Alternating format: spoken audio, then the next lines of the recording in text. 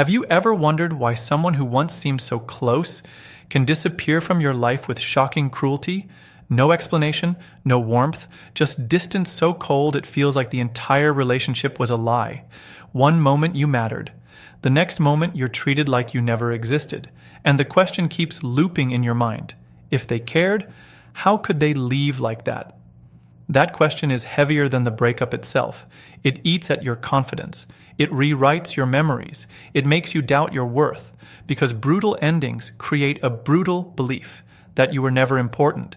But what if that belief is wrong? What if the intensity of that cold discard is actually revealing something very different about the person who left? Something uncomfortable, something psychological, something most people completely misunderstand. Because human behavior is rarely as simple as it looks on the surface, especially when fear is involved. For many people, closeness feels natural. It feels safe. The more love grows, the more secure they become. But for others, closeness triggers the opposite reaction. It activates an alarm system deep inside the brain, an alarm that whispers one message over and over again. Get out before this becomes dangerous. Not dangerous in a physical sense, dangerous emotionally, dangerous psychologically, dangerous to the fragile sense of independence they've built their entire identity around. These are people with what psychologists call an avoidant attachment style, and when emotional intimacy reaches a certain depth, something powerful begins to happen inside them. Their nervous system shifts. What once felt exciting starts to feel suffocating. What once felt comforting begins to feel overwhelming. Your presence, your affection, your emotional closeness slowly transforms into pressure they don't know how to handle.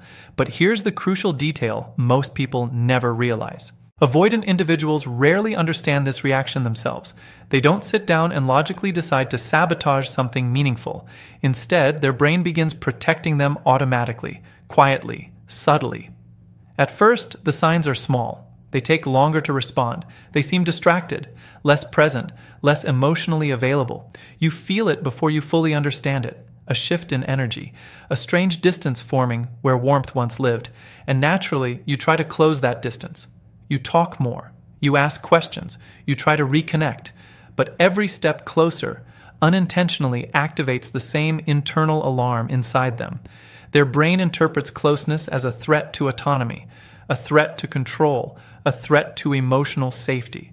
So the mind begins searching for an escape route, not because the connection meant nothing, but because the connection started to mean too much. And that is where the situation becomes confusing, painful, and deeply misunderstood. Because when someone with avoidant patterns feels overwhelmed by intimacy, they rarely choose a gentle exit. They choose something much more extreme, a sudden shutdown, emotional detachment, sometimes even cruelty. To the person receiving it, it feels heartless, like a switch flipped overnight, like love evaporated without warning. But inside the avoidant mind, the experience feels completely different. Distance equals relief.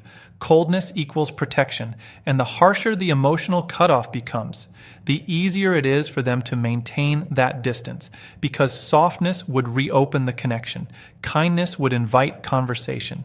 Empathy would pull them back into emotional closeness they feel unequipped to handle. So the mind chooses the fastest solution. It burns the bridge, not slowly, not thoughtfully, but brutally. And that brutality often leaves the other person carrying the heaviest burden of all, the belief that they were simply not worth staying for.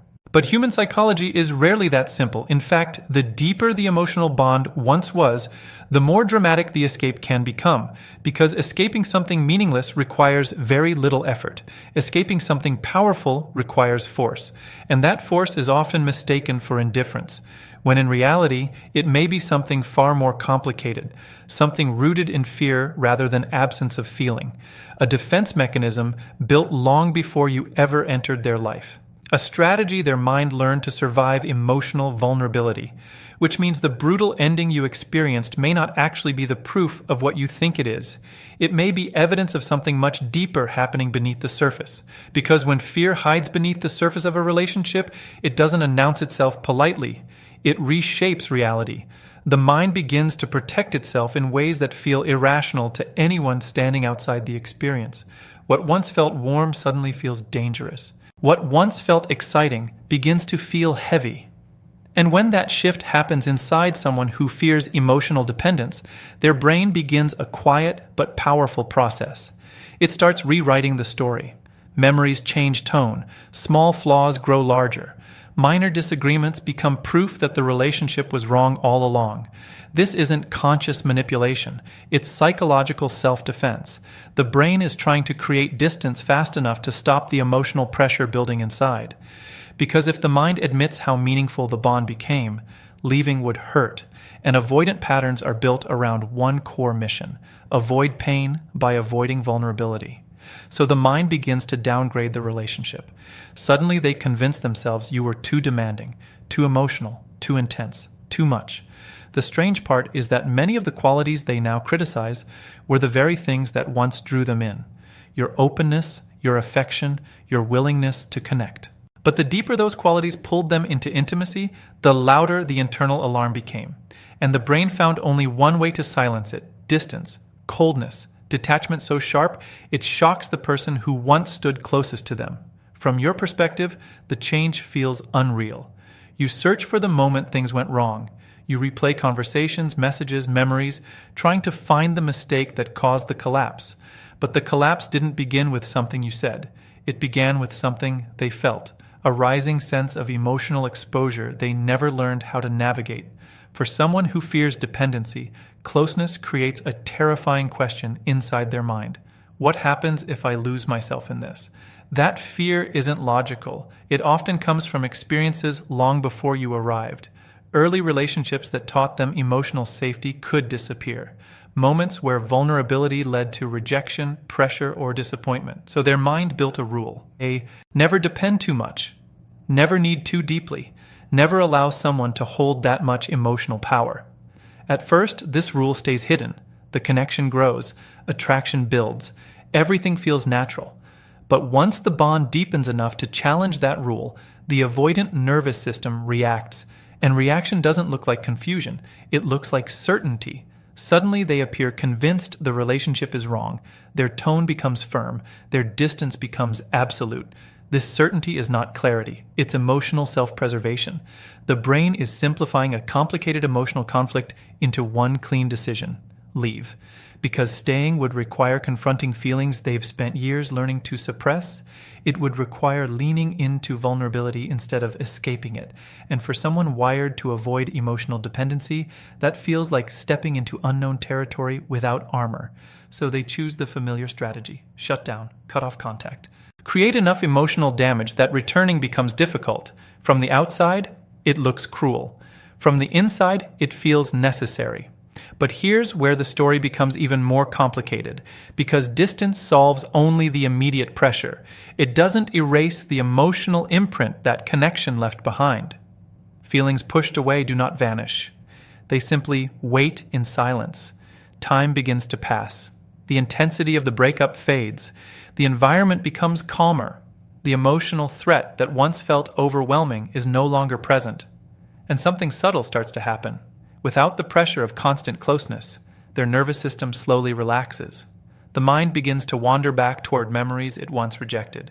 Moments of laughter, quiet conversations, the comfort that once existed before fear took control. At first, these memories appear briefly, then they return more often. Because once distance feels safe, curiosity begins to replace avoidance, and curiosity is powerful. It pulls attention back toward the very connection the mind tried so hard to escape. But by this point, the person on the other side of the story is usually fighting a different battle, trying to understand why something meaningful ended in such a brutal way, trying to rebuild confidence after being treated like someone who never mattered. And this is the moment where the path forward becomes critical, because what you do next determines whether you stay trapped in the confusion they left behind or rise above it with clarity and strength. And this is where most people unknowingly walk into the deepest trap. The silence hurts. The cold ending replays in your mind. Every unanswered question creates a restless urge to fix what feels broken. So you reach out.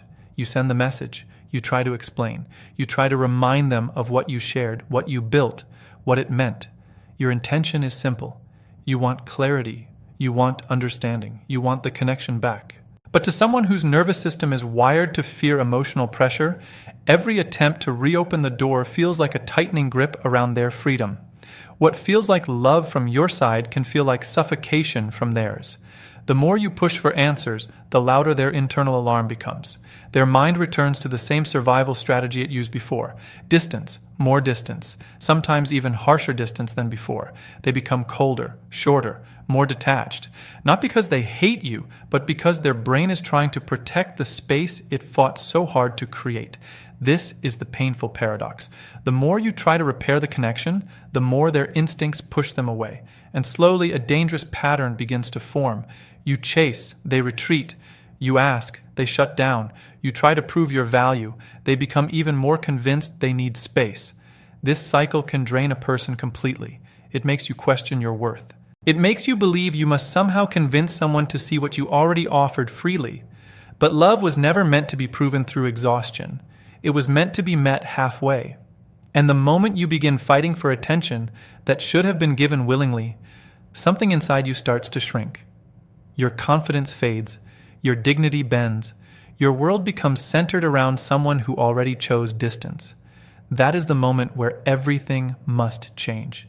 Because the power you think you lost was never in their hands. It was always in your response.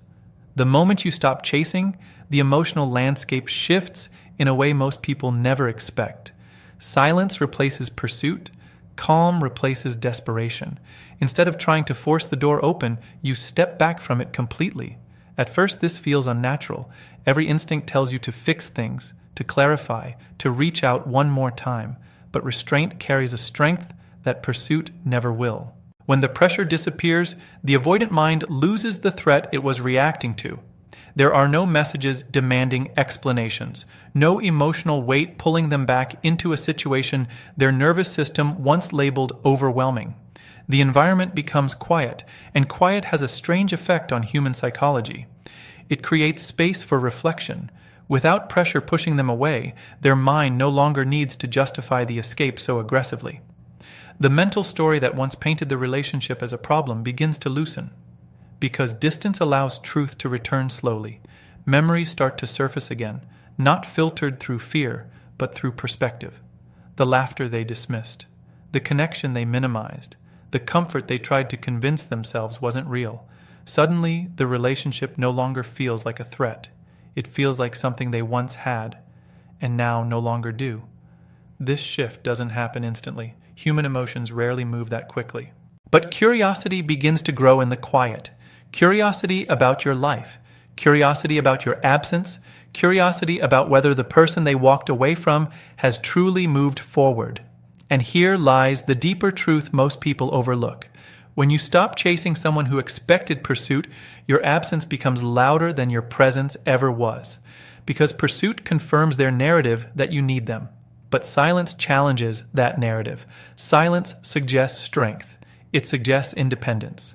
It suggests that the person they believed would remain emotionally available no matter what has chosen to stand on their own, and that realization creates a psychological tension inside the avoidant mind, not the suffocating pressure of closeness, but the quiet pull of curiosity mixed with uncertainty.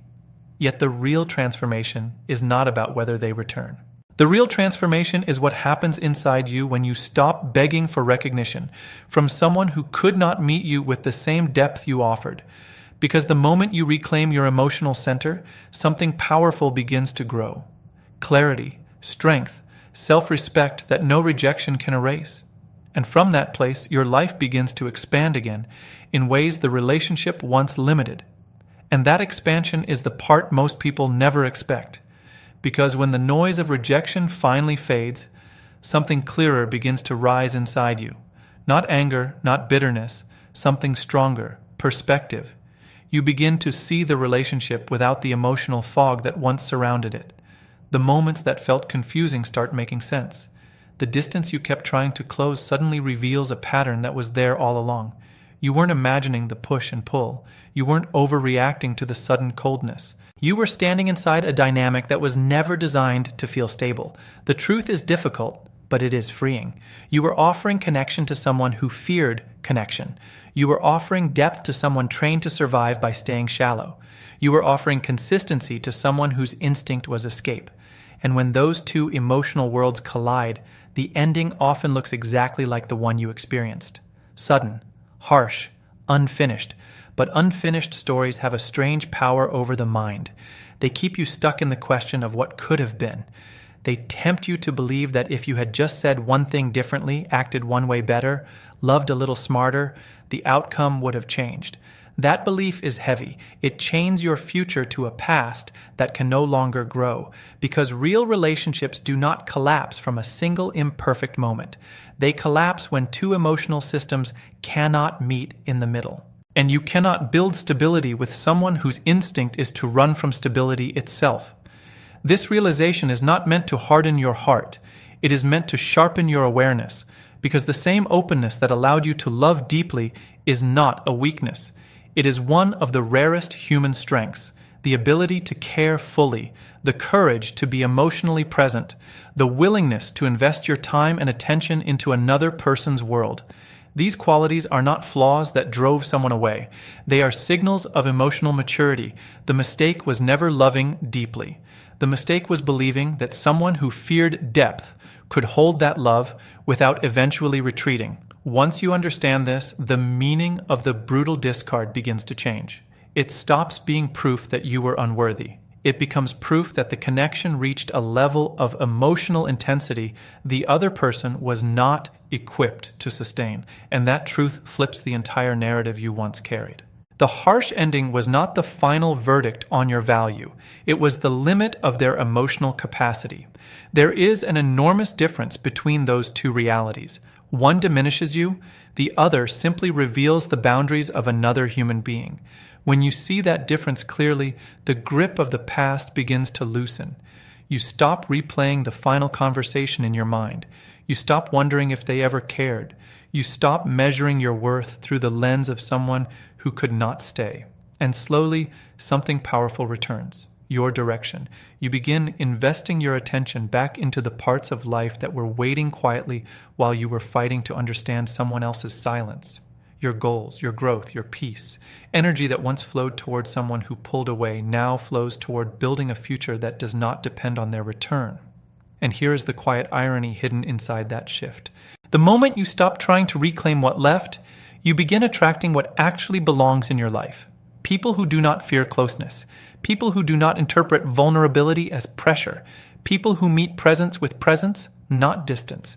But the deeper victory is not the relationships that may come later. The deeper victory is the relationship you rebuild with yourself. The moment you decide that your emotional energy will no longer be spent convincing someone to stay. The moment you understand that love should never require you to shrink, chase, or abandon your dignity. That realization is where real freedom begins. Not the freedom of forgetting the past, but the freedom of no longer being controlled by it. And once that freedom settles into your life, something extraordinary happens. The brutal ending that once broke your confidence becomes the moment that rebuilt your strength, because sometimes the most painful rejection carries the clearest message. Not that you were too much, but that you were offering something powerful to someone who was never ready to receive it. And once you truly see that message, something inside you refuses to go back to the old way of thinking. You stop romanticizing the pain. You stop telling yourself the story that the relationship ended because you were not enough. That story loses its grip the moment you recognize a deeper truth. Some people do not leave because you lacked value. They leave because your presence forced them to confront emotions they spent a lifetime avoiding. Your honesty forced them to look inward. Your depth forced them to feel more than they were prepared to feel. Your consistency challenged the walls they built long before you arrived. And walls that strong rarely collapse peacefully. They crack under pressure. They shake. Then the person behind them runs. That escape can look brutal. It can look cold. It can look like someone who never cared at all. But real indifference is quiet and effortless. Brutality takes energy. Detachment that extreme takes effort. It is the mind slamming doors as fast as possible because it fears what might happen if one of them stays open. Understanding this does not mean excusing the pain you experienced. It does not mean accepting treatment that disrespected your heart. It means seeing clearly. And clarity is the most powerful weapon you can carry into the rest of your life. Because once you understand what happened, you stop chasing the illusion that closure must come from the person who left. Closure is not something they deliver. Closure is something you claim.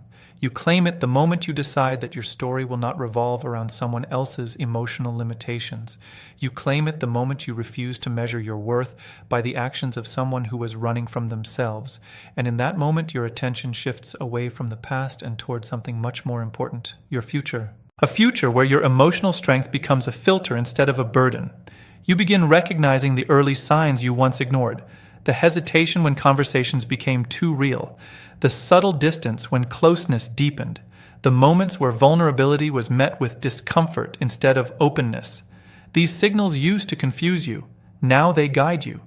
Because growth is not about becoming colder. It is about becoming wiser with where you place your warmth. The world does not need less love. It needs love offered with awareness. You begin choosing people who lean toward connection instead of running from it. People who understand that intimacy is not a trap, but a shared responsibility. People who do not treat emotional depth like a threat to their freedom. And when you meet those people, something remarkable happens. Relationships stop feeling like battles for attention. They begin to feel like partnerships. Effort flows in both directions. Communication becomes easier. Silence no longer carries hidden tension. And the energy you once spent trying to convince someone to stay is now invested in building something that actually grows. That shift changes everything, because the truth most people learn too late is this: love should expand your life, not shrink it. It should bring clarity, not constant confusion. It should challenge you to grow, but never force you to fight alone for its survival. When you understand that, the brutal discard that once shattered your confidence transforms into something else entirely. It becomes a turning point, a moment that forced you to confront what you truly deserve.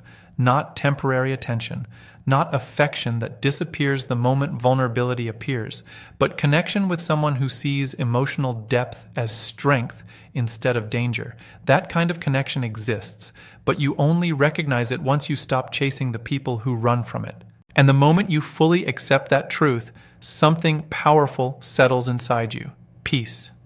Not the fragile peace that depends on someone returning, real peace. The kind that comes from knowing your value never changed just because someone else could not hold it. The kind that allows you to walk forward without resentment, without desperation, without needing the past to make sense in order for your future to begin. Because sometimes the harshest ending carries the clearest lesson. You were never too much. You were simply offering depth in a world where some people only know how to survive on the surface. And once you understand that, you stop shrinking your heart to make others comfortable. You start living boldly enough to find the ones who are ready to meet you there. And once you begin living with that kind of clarity, the past loses its power to define you. You stop waiting for the apology that may never come. You stop imagining the conversation that would finally explain everything. You stop holding space in your life for someone who chose distance over courage. Instead, you start asking a different question, not why they left, but why you ever believed their leaving could determine your worth. That question changes the direction of your life. Because the truth is simple, even if it took pain to see it. Someone else's inability to stay present does not erase the depth you offered. Their fear does not reduce your value. Their escape does not make your love a mistake. In fact, the opposite is true. The willingness to love deeply in a world where many people hide from intimacy is a rare kind of strength. It means you were brave enough to show up fully, even when the outcome was uncertain. Most people never risk that. Most people stay guarded, distant, half-present. They protect themselves by never allowing anything real to form. They call it independence, but often it is simply fear wearing a confident mask. You chose something different. You chose connection. And yes, sometimes that path leads through heartbreak. Sometimes it places your trust in someone who was never ready to hold it. But heartbreak is not proof that love failed.